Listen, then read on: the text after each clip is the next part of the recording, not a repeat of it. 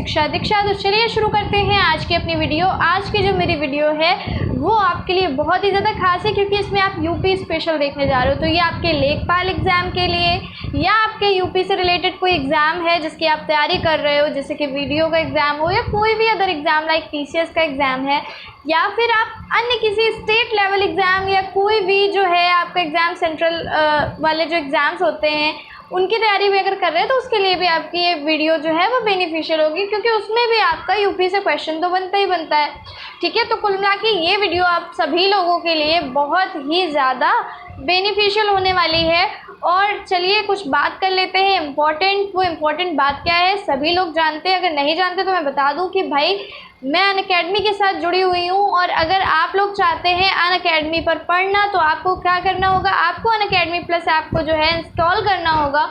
और उसके बाद आप चाहें तो कोई भी किसी भी कैटेगरी के लिए जिसकी भी आप तैयारी कर रहे हैं, लाइक अगर आप अपने स्टेट लेवल एग्ज़ाम्स की तैयारी कर रहे हैं, या आप आईएएस की तैयारी कर रहे हैं, यूपीएससी की तैयारी कर रहे हैं, या फिर आप अपने किसी भी एग्ज़ाम लाइक एसएससी की तैयारी कर रहे हो, किसी भी एग्ज़ाम की, रेलवे की, तो आप उसमें क्या कर सकते हो, अपनी कैटेगरी के अकॉर्डिंग सब्सक्रिप्शन ले सकते हो।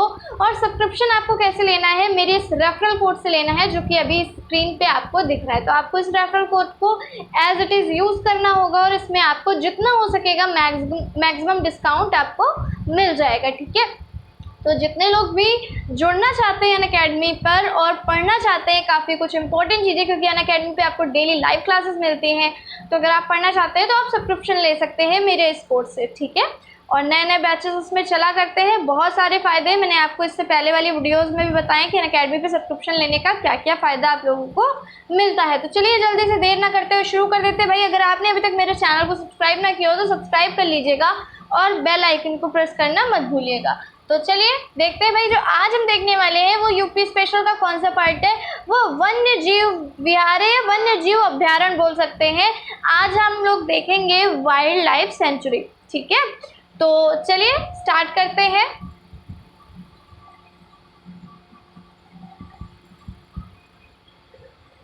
देखिए लिखा हुआ है कि पहला वन्य जीव अभ्यारण्य हम देखते हैं। विहार जिसको लिखा हुआ उसे अभ्यारण्य बोला जाता है, सेंचुरी बोला जाता है। ठीक है, चंद्रप्रभा वन्य जीव अभ्यारण्य, ये सब कुछ यूपी के ऐसे वन्य जीव अभ्यारण्य हैं जो आपसे बहुत ज़्यादा पूछे जाते हैं। आपको पता है कि जितने भी आपके ऐसे एग्जाम्स होते हैं लाइक लेखपाल का हो या यूपी पीसीएस का एग्ज़ाम हो या कोई भी आपका एग्ज़ाम हो यूपी का, उसमें स्पेशल आपका कुछ यूपी का सेक्शन पूछता है। ठीक है, और उसमें वन्य जीव अभ्यारण्य हो गए, आपकी झीलें, नदियाँ, इन सबसे क्वेश्चंस बहुत ज़्यादा बनते हैं। तो इसीलिए आप सभी लोगों की डिमांड पे जो है ये आज का वीडियो आया है। तो चलिए देखते हैं भाई। पहला है हमारा चंद्रप्रभा वन्य जीव अभ्यारण्य, बहुत ज़्यादा पूछा जाता है, इम्पोर्टेंट है। तो देखिए लिखा हुआ है भाई कहाँ पे है, इसका स्थापना वर्ष था 1957। 1957 वर्ष 1957 में इसकी क्या हुई, स्थापना हुई। और इसका क्षेत्रफल क्या है, एरिया क्या है, जितने भी एरिया है वो आपको किलोमीटर स्क्वायर में दिए होंगे। इसका एरिया क्या है भाई 87। ठीक है, 87 किलोमीटर स्क्वायर। संबंधित जिला यानी कि कौन से जिले से रिलेटेड है, कौन से जिले में सिचुएटेड है, चंदौली में है। ठीक है, याद रखिएगा यूपी के चंदौली में है। और इसके अलावा संबंधित पशु, यानी कि वैसे तो काफ़ी सारे पशु होते हैं, लेकिन वन्य जीव अभ्यारण्य कुछ स्पेशल पशुओं के लिए जो है आरक्षित होते हैं। ठीक है, या उन स्पेशल पशुओं को वहाँ पे रखा जाता है। तो ये देखिए सांभर और तेंदुआ। तेंदुआ तो आप जानते ही हैं लेपर्ड जो होता है। सांभर मैं बता दूं आपको एक टाइप का डियर ही होता है। ठीक है, सांभर हुआ, चीतल हुआ, ये सब एक टाइप के डियर की ही क्वालिटीज़ होती है, अलग अलग टाइप के डियर होते हैं। ठीक है, चलिए उसके बाद आते हैं भाई, ये वाला पहला वाला जो है हम लोगों ने देख लिया कि चंद्रप्रभा वन्य जीव अभ्यारण्य, स्थापना वर्ष क्या था 1957, एरिया क्या था 87 किलोमीटर स्क्वायर, संबंधित जिला था चंदौली, और संबंधित पशु या पक्षी बात किया जाए तो सांभर और तेंदुआ। ठीक है, चलिए नेक्स्ट पे आते हैं। नेक्स्ट है आपका किशनपुर वन्य जीव विहार या किशनपुर वन्य जीव अभ्यारण्य। इसकी स्थापना कब हुई थी, स्थापना वर्ष है 1972। वैसे स्थापना वर्ष कम पूछा जाता है लेकिन फिर भी पूछ लेता है। तो अगर आपको हो सके तो स्थापना वर्ष भी याद रखिए, ठीक है। वरना सबसे ज़्यादा इंपॉर्टेंट चीज़ आपको क्या याद रखनी है, कौन सा वन्य जीव अभ्यारण्य है और कहाँ पर है, ठीक है। ये दोनों चीज़ तो आपको बिल्कुल दिमाग में रख के ही चलना है। इसके अलावा अगर आप ये सारी चीज़ें भी याद रख पाते हैं, कुछ एक्स्ट्रा पॉइंट्स जो दिए हुए हैं, तो बहुत ही अच्छी बात होगी आप लोगों के लिए। चलिए, तो स्थापना वर्ष है भाई 1972, क्षेत्रफल है 227 किलोमीटर स्क्वायर। संबंधित जिला कौन से जिले में है भाई, लखीमपुर खीरी, यूपी का लखीमपुर खीरी जो है वहाँ पर है आपका कौन सा, किशनपुर वन्य जीव विहार। तो आप इसको ऐसे याद रख लीजिएगा, लखीमपुर खीरी है, लखीमपुर है तो किशनपुर आ गया, ठीक है। इस तरीके से याद रख लीजिएगा। संबंधित पशु या पक्षी की बात कर ली जाए तो भाई देखिए, चीता, तेंदुआ और हिरन, चीता, तेंदुआ और हिरन इससे रिलेटेड है, ठीक है। चलिए भाई आते हैं नेक्स्ट पे। नेक्स्ट क्या कह रहा है, देखिए नेक्स्ट है आपका कतरनिया वन्य जीव अभ्यारण्य। कतरनिया ये मैं कुछ आपको स्पेशल वन्य जीव अभ्यारण्य बता रही हूँ जो कि आपके यूपी के एग्जाम्स में पूछे जाते हैं, यूपी में सिचुएटेड है और यूपी के एग्जाम्स में काफ़ी पूछे जाते हैं, ठीक है। तो इनको आपको अच्छे से याद रखना होगा। कतरनिया वन्य जीव अभ्यारण्य जो है स्थापना वर्ष है 1976, क्षेत्रफल है 410 किलोमीटर स्क्वायर। संबंधित जिला है बहराइच और संबंधित पशु पक्षी है दुर्लभ मैदानी जीव। कुछ ऐसे रेयर जो है जीव रखे जाते हैं जो कि मैदानी एरिया वाले होते हैं, ठीक है, वो संबंधित पशु पक्षी हैं। चलिए, कुछ रेयर जीव जो हैं उसमें रेयर एनिमल्स उनको रखा गया है जो कि मैदानी एरिया के होते हैं, ठीक है। चलिए, उसके बाद आते हैं भाई नेक्स्ट पे। नेक्स्ट है हमारा रानीपुर वन्य जीव विहार। रानीपुर वन्य जीव विहार स्थापना वर्ष है 1977, ठीक है। स्थापना वर्ष है 1977 और इसकी अगर बात की जाए क्षेत्रफल क्या है तो लगभग 230 किलोमीटर स्क्वायर है। संबंधित जिला आपको तो जरूर सबका याद रखना है। पशु पक्षी कई बार सबके नहीं पूछे जाते, जिनके पूछे जाते हैं उनके लिए आपके लिए लिख दिए गए हैं, ठीक है। इनके इतने ज़्यादा नहीं पूछे जाते हैं। संबंधित जिला कौन सा है भाई, चित्रकूट है, ठीक है, यूपी का चित्रकूट है, बांदा के पास, आप जानते ही हैं सभी लोग, ठीक है। चलिए आते हैं भाई नेक्स्ट पे। नेक्स्ट क्या है, महावीर स्वामी वन्य जीव विहार। महावीर स्वामी वन्य जीव विहार जो है वो कहाँ पे स्थित है देख लीजिए। स्थापना हुई इसकी 1970 में। 1970 में उसकी भी थी, इसकी भी थी, याद रखिएगा।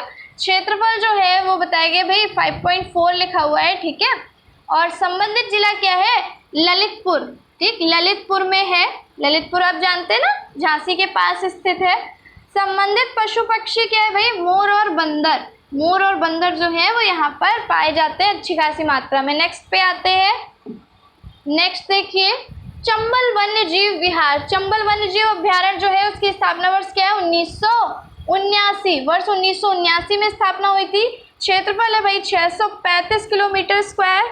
संबंधित जिला है आगरा और इटावा, ठीक है। आगरा और इटावा पे जो है आपका चंबल वन्य जीव अभ्यारण्य या विहार लगता है। देखिए, जब एक से ज़्यादा जिले आ जाए तो कंफ्यूज मत होइएगा, वो इसलिए आता है कभी कभी कि जब बहुत बड़ा एरिया रहता है, ठीक है, बहुत बड़ा एरिया रहता है तो लगभग 2-2 जिलों में लग रहा होता है वो जगह, तो इस वजह से कभी कभी 1, 2, 3, 4 भी जिले जो हैं वो आपके आ सकते हैं, ठीक है।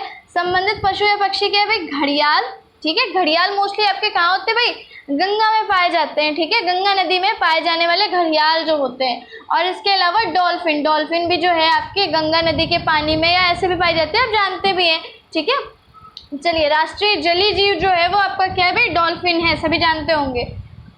नेक्स्ट पे आते हैं, कैमूर वन्य जीव विहार। कैमूर वन्य जीव विहार को देख लेते हैं। स्थापना वर्ष कब थी भाई, स्थापना हुई थी 1982 ईस्वी में। क्षेत्रफल है 510 किलोमीटर स्क्वायर। संबंधित जिला क्या है, मिर्जापुर और सोनभद्र, ठीक है। बहुत ज़्यादा पूछा जाता है कैमूर वन्य जीव अभ्यारण्य, याद रखिएगा, इंपॉर्टेंट है, कई बार पूछा गया है, ठीक है। और संबंधित जिला क्या है इसका, मिर्जापुर और सोनभद्र। संबंधित पशु पक्षी क्या है, देखिए, चीता, तेंदुआ, चिंकारा, काला हिरन, ठीक है। चिंकारा और काला हिरन लगभग एक ही आप समझ सकते हो, ये भी एक टाइप की क्या, चिंकारा जो होता है वो भी ब्लैक बग होता है, वही होता है ये, ठीक है। तो इसको मैं ऐसे करके लिख दे रही हूँ। ऐसे कुछ लोग कहते हैं काला हिरन, चिंकारा अलग अलग होते हैं, चिंकारा जो है वो ब्लैक बग ही होता है। चलिए, उसके बाद देखते हैं नेक्स्ट। हस्तिनापुर वन्य जीव विहार। अब देख लीजिए इसका कितना बड़ा क्षेत्रफल है, तो ये काफी सारे जिलों में जो है ये आ रहा है, ठीक है, काफी सारे जिलों में आ रहा है। चलिए देखिए लिखा हुआ है हस्तिनापुर वन्य जीव विहार स्थापना हुई थी वर्ष 1986 में। क्षेत्रफल है भाई 2073 किलोमीटर स्क्वायर। संबंधित जिला क्या है? मेरठ, हापुड़, बिजनौर, अमरोहा और मुजफ्फरनगर। संबंधित पशु या पक्षी कौन है भाई? मगरमच्छ और चीतल, ठीक, याद रखिएगा। चलिए नेक्स्ट पे आते हैं। नेक्स्ट क्या कह रहा है? सोहागी बरवा वन्य जीव विहार। सोहागी बरवा वन्य जीव विहार जो है वो आपका स्थापना वर्ष है उसका वर्ष 1987। क्षेत्रफल है 428 किलोमीटर और संबंधित जिला है महाराजगंज, ठीक है। संबंधित जिला कौन सा है भाई? किस जिले में है?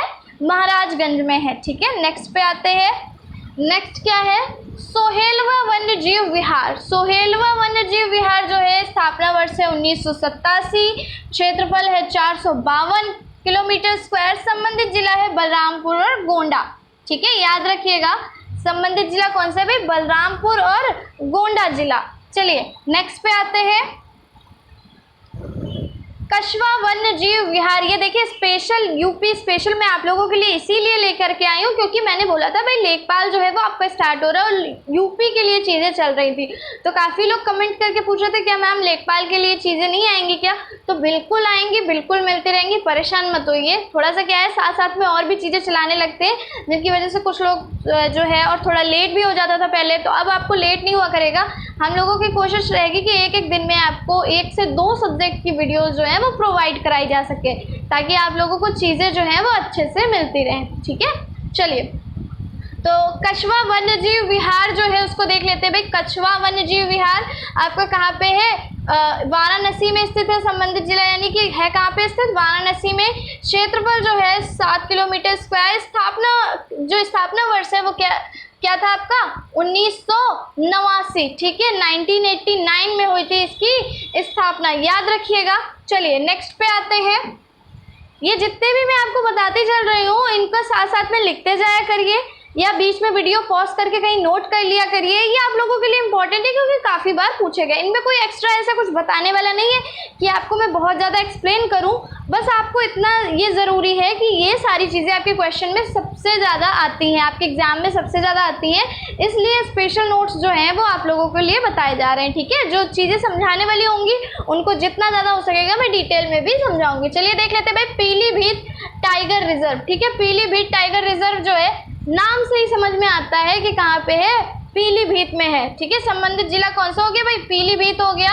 और देख लीजिए स्थापना वर्ष है 2008 और क्षेत्रफल है भाई 1089, ठीक है, सॉरी 1079 जो है वो पीलीभीत टाइगर रिजर्व का क्या है? क्षेत्रफल है। तो ये था हमारे कुछ वन्य जीव अभ्यारण्य, ठीक है, जो कि किससे रिलेटेड थे? यूपी से रिलेटेड थे। आई होप आप लोगों ने सारे वन्य जीव अभ्यारण्य जो है देखे होंगे। मैंने 2 बार रिपीट किया है और मेरी तरफ से ये कोशिश थी कि स्पेशली वही वन्य जीव अभ्यारण्य मैं आप लोगों से बताऊं जो कि इम्पोर्टेंट हैं, जो पूछे गए हैं, जो आगे भविष्य में आपके पूछे जा सकते हैं, ठीक है। तो मेरी तरफ से यही कोशिश रहती है कि आप लोगों को अच्छे से अच्छा मटेरियल जो है वो मैं प्रोवाइड कराऊं। और अब मेरी कोशिश आ करेगी कि ज़्यादा से ज़्यादा मात्रा में और जल्दी से जल्दी, क्योंकि काफ़ी लोग कमेंट करते हैं कि मैम जितना ज़्यादा हो सके वीडियोस बनाइए, हम लोगों को थोड़ा सा जो है वीडियो हमारी डिले हो जाती है, इस वजह से दिक्कत होती है। तो चलिए अच्छा फिर से मैं बता दूं कि जो अभी स्क्रीन पे कोड आ रहा है रेफरल कोड, वो आपको यूज़ करना है किसके लिए भाई? अनअकैडमी के लिए। तो अगर आप अनअकैडमी में सब्सक्रिप्शन लेना चाहते हो तो आपको क्या करना होगा? इस रेफरल कोड को यूज़ करना होगा जहाँ पे गेट सब्सक्रिप्शन लिखा होता है। बस आपको जस्ट इस कोड को एज इट इज़ वहाँ पे लिख देना है, ठीक है। और उसके बाद आपको मैक्सिमम जितना भी डिस्काउंट हो सकेगा आपको मिल जाएगा और उसके बाद आप एलिजिबल हो जाओगे और जितनी भी क्लासेस आप लेना चाहेंगे सारी क्लासेस ले सकते हैं। ऐसा नहीं है कि आपने मेरा रेफरल कोड यूज़ किया है तो आपको किस एजुकेटर की क्लास मिल सकती है, इसके लिए आप परेशान हो, ऐसा कुछ भी नहीं है। आप हर एक एजुकेटर की क्लास जो है देख सकते हैं, बशर्ते वो आपकी कैटेगरी का होना चाहिए। मान लीजिए आपने रेलवे का लिया है तो आपको रेलवे की कैटेगरी के सारे ही एजुकेटर से पढ़ने का मौका मिलेगा, ठीक है। और बहुत ही वाइड रेंज है एजुकेटर्स की, कोर्सेज की, मॉक टेस्ट मिलते हैं, बहुत सारी चीज़ें होती हैं, ठीक है। तो आपको बस क्या करना है? रेफरल कोड से सब्सक्रिप्शन लेना है, ठीक है। तो आप लोगों को ये वीडियो कैसी लगी मुझे ज़रूर बताइएगा कमेंट में। और वीडियो अच्छी लगी हो तो लाइक भी कीजिएगा और सबके साथ शेयर कर दीजिएगा प्लीज़, ठीक है। तो मिलते हैं अपनी नेक्स्ट वीडियो में, तब तक के लिए पढ़ते रहिए, सीखते रहिए शिक्षा दीक्षा के साथ।